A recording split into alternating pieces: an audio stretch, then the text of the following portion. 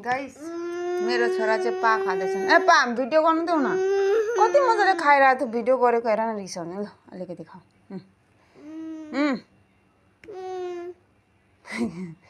यहाँ हेर्नु न गाइस, पानी कति मजाले खाँदै थिए। मेरो छोरालाई एलर्जी छ गाइस भिडियोबाट, उसलाई भिडियो पसन्द लाग्दैन। हामा गरिदेऊ न, देखाइदेऊ न, गाइसलाई देखाइदेऊ न। ल ल थापा थापा ल।